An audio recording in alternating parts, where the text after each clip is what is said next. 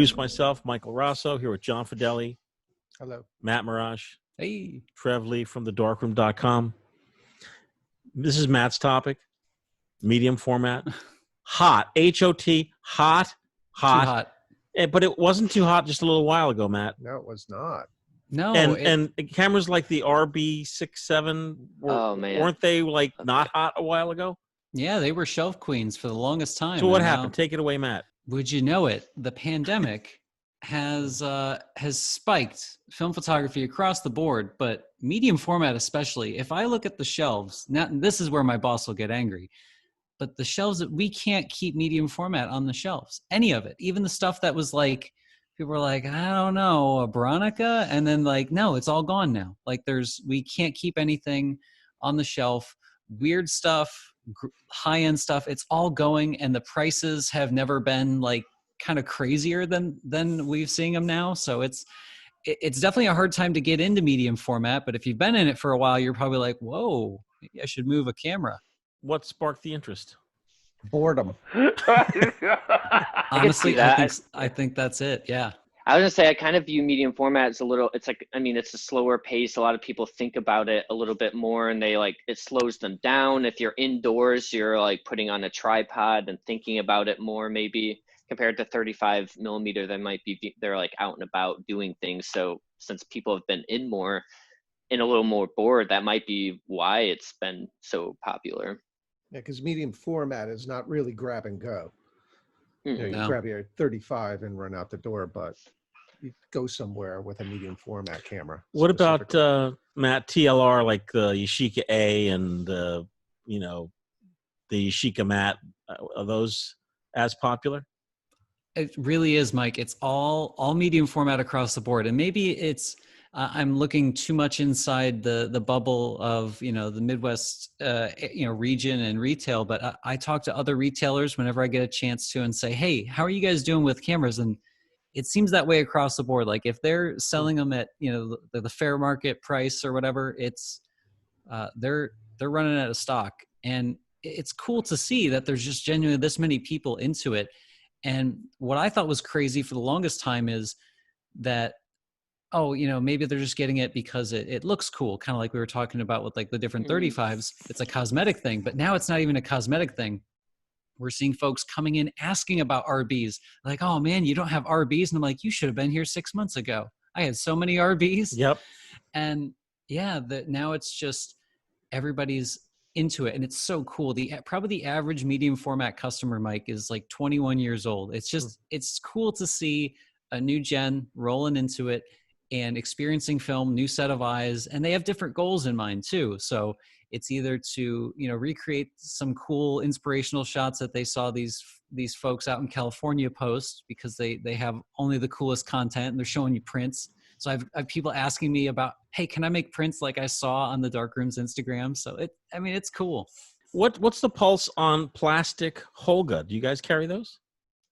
We do. We have Holgas, and we actually, the only medium format we might have on the shelf right now is a Diana. So for Holgas, that's still a solid one for educators. So okay. A lot of educators are sick of having a higher end camera, unless it's like a part of a rentals cage, where they'll maintain one or two high end cameras.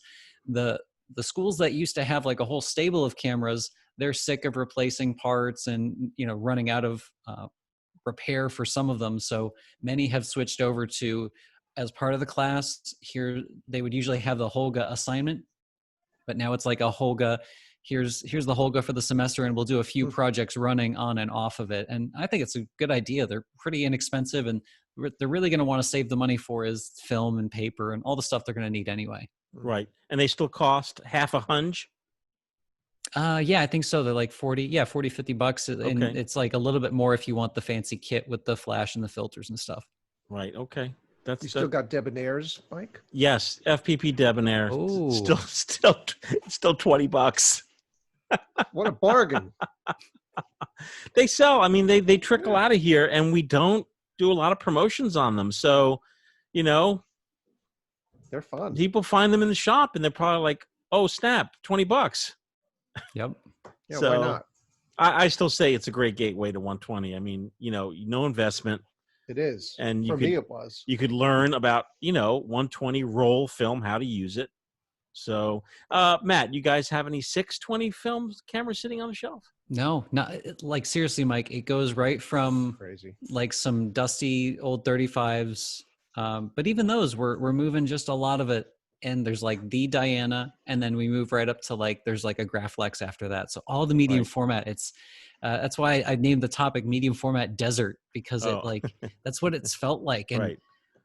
I was trying to even the younger kids are like, hey, how'd you find out about us? Or hey, how long have you been shooting film? And a lot of them, it's like, oh, well, I saw you were a camera shop. And then I'll usually ask like, oh, well, who do you follow on YouTube? Like who's driving all these folks? And it's just a combination of things. And I think it's people have more time to commit to, oh, you know what? How did they get that picture? And then they're doing some research, watching some cool videos. And Right. then that's what kind of pushes them in. Right. And Trev, you have a 620 camera? Yeah, I actually just grabbed it. Have this guy right here. Oh. It's Ooh. it's the Ensign. I don't know how to pronounce it. Reflex 1620. So it can do 120 as well. Okay. Nice. But this was actually, I was in Scotland 6 years ago, and that was before I shot a lot of film. Like I'd shot film, but it wasn't like my main thing at the time. And some guy in Edinburgh gave me this. Oh, how about that? Whoa. So for the longest time, I just shot 120 in it, or would shoot 35 with like the adapters. Right.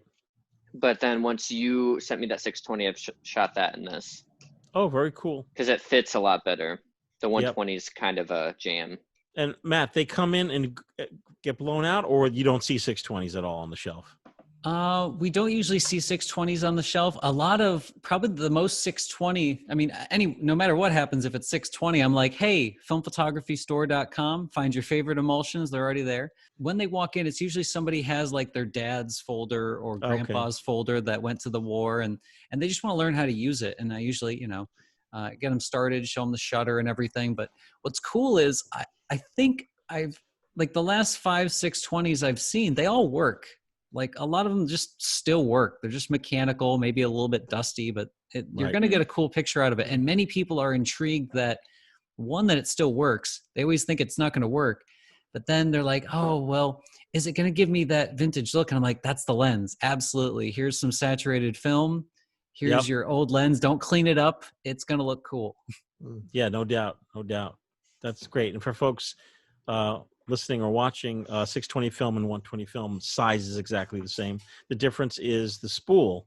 And it was just a classic Kodak ploy to, as everyone knows, I love Kodak, to monopolize the market and produce a line of cameras that only took their film. So you walk into a store and they're the only people that had 620 film. So you'd buy Kodak film for your Kodak 620 camera. And other manufacturers made 620 cameras as well. The greatest ones are the one like Trev has, where you could flip a button and you could use 120 film or 620 film. That's really kind of cool. So, and we'll save 220 for another time, but 220 is the same as 120, except there's more film on the spool and it has no backing paper. Any experience at all, Trev, with 220? And I know, John, you had some experience with 220. Yeah. I've only shot 220 a couple times. Yeah. And John, you have what? You have Mamiya 645. Mamma Mia. You had a 220 back for it. I had 220 backs and I never had the film. I never shot with it, but you were kind enough to give me some. Right. Yeah, it's great. Love it.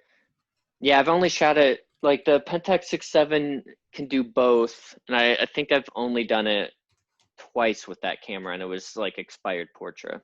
Right. Matt, have we missed anything on the medium format desert? No, well, I mean, maybe just some tips for folks that if you're getting into film and you're looking at the market and you're going like, oh my gosh, what do I get? Everything seems like kind of crazy. Take a step back. If you can, take a look at some of the film shooter groups where people are buy, sell, trading, kind of get a feel for where things are at. And if you feel like you're being pressed to like spend a lot more money than you want to on a camera, consider something like the Debonair, like a Holga, to kind of get your feet wet, because you're going to start out and you're going to make, beginner mistakes with it. You might as well do it with something like lower risk, have fun, shoot some different films. But then once you're ready to make that call, take another, reassess, look at where the prices are going, where they're ending on like the Bay and stuff. I don't recommend eBay for a lot of reasons, just because of used. But if that's the only route to go, you're going to look for things like light leaks and check the shutter, that sort of thing. I'm always a big proponent of spending a little bit more on a modular system camera. I got my old trusty Hasselblad, dug her out of the, I'm in the shed. So I got I got the Hasselblad out here, but make sure everything works. If you go to a dealer, ask them to show you how it works. A lot of time we're happy to show you around all the different cameras. And don't walk away with just the camera. Usually you want to get set up, get a couple of backs for it. If it's something like a Mamiya or a Hasselblad that takes different backs, and usually just ask about, hey, do you have any other lenses for it? Because it can be harder and harder to track down some of those lenses. And a lot of time a reseller is going to have one camera and multiple lenses. They're probably going to make you a deal. Right. Yeah, true. Folks out there, you have questions, podcast at filmphotographyproject.com. You can, or you can leave comments down below. And of course, Trev is on Instagram at thedarkroomlab.com. Always kudos to you, Trev. That's a phenomenal Instagram page. Yeah, I love it. One of the best. Thanks. Yeah. Yeah, we're always trying to put out stuff that's the main goal is just to put anything we put out that there's some type of information that is usable. It's not just about a cool looking camera. It's always worth stopping in my stream. Yeah. A lot of things I'm like, Yeah. darkroom. You must get, I manage the FPP Instagram, and that's a bit of a handful. You must get an incredible amount of messages we do. Where's my film? Oh man. A lot goes on behind what you see in the darkroom, obviously, with customer service and the order and all of that. So yeah, especially with us working more remotely, but yeah, there's so many, I'll just get messages where people say film ? And I'm like, okay. Did you send us film? Do we develop film? Yes. If you sent it, what's your order number? Where'd you when did you send it? But yeah, we do get a lot of questions. But the cool thing, my favorite are people that are just getting into it, like what we're talking about now, what to buy, what lenses to put on it on. And then also, I think the thing that I'm enjoying most is putting people at ease with what they already have.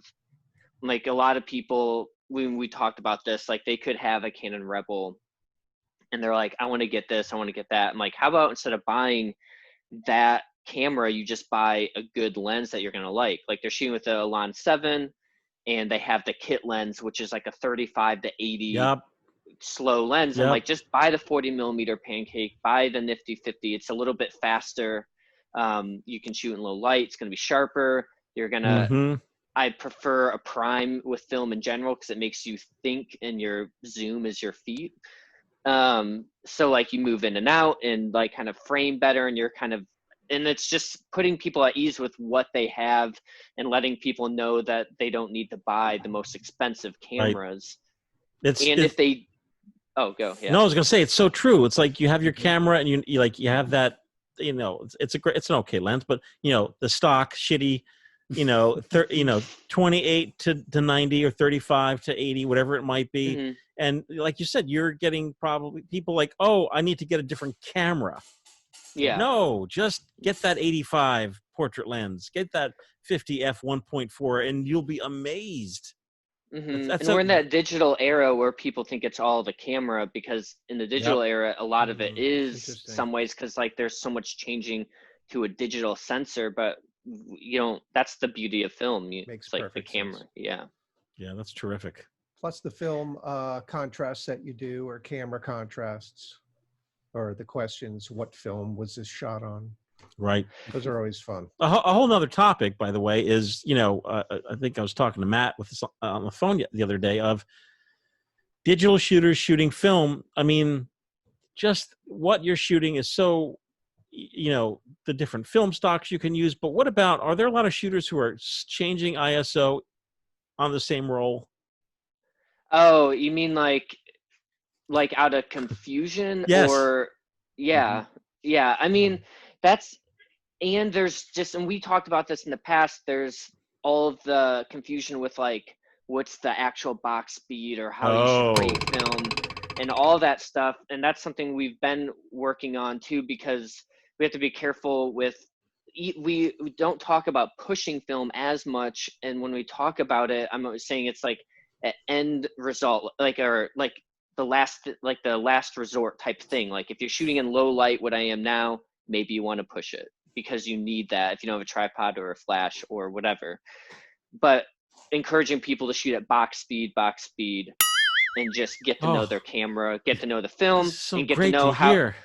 because like I've talked about this, the only time I recommend underrating film and getting developed normally is if you're shooting with, say, my Lomo LCA 120, which is an auto aperture priority camera. So there's, or Olympus XA, where there's no exposure compensation. Sometimes I will change the ISO just half a stop under and to overexpose it because I can't do there's no manual control. But outside of that, if you have manual control, there's no need to underrate your film because you can just do that in metering. Yep. Like, you know, if you're shooting Portra 400, that's 200. You just always open up a stop and you got that. Yep. And then if you get in contrasty light, backlit, front lit, then you don't have to overthink what you're doing with that overexposure. Yes. Do I dare say that there's a pandemic of people shooting, you know, at 6,400, 3,200, like hashtag shoot box speed? I don't understand. I can't understand. Mm-hmm. I won't understand. You're too old, Mike. No, it has nothing to do with my age. I It has know. nothing to do with it. It's look at Trev. Look how young he is. Well, I went through a phase where you know, where I was learning and I pushed everything or tried to push it and see what it would do. And then, you know, just learned the hard way that you can get good results with pushed film, but like it's more unforgiving. You will blow out your highlights faster, higher contrast, skewed color. And it's just like Portra 400, any film is best at box speed. It just will always, that's why it was designed that way. And it just looks better. So, and I started getting better at metering once I started shooting everything at box speed as is, and just understanding how each film works. Right. Yeah, working within the limitations of the materials. It's not Totally. just a creative intent. There's experience behind it. Yeah. And now that, you know, Kodak helped with the fact that they added P3200, because a lot of people that were shooting mainly Kodak film, their limit was 400 for a while. So then they would push to get those extra stops of light. Where like now with P3200, I feel like in the darkroom, I've seen a lot more people shooting that. And it's one of my favorite. I mean, it's the film that I photographed like my daughter's birth, like all of the most like intimate, like family moments that I shoot. I basically have a camera that just only has that in it because it's like my indoor, and I don't have to push it obviously because it's already 3200. So that's, yeah, now if there's more options, it's great. Right. Well, we got a little bit off topic, but I think it's an important topic, and I'm sure sorry. we'll revisit it because I'm sure you get a lot more emails than I do, but I do get a lot of emails. We get a lot asking about, you know, hey, you know, I'm using your C41 kit and I want to put, and I'm like, no.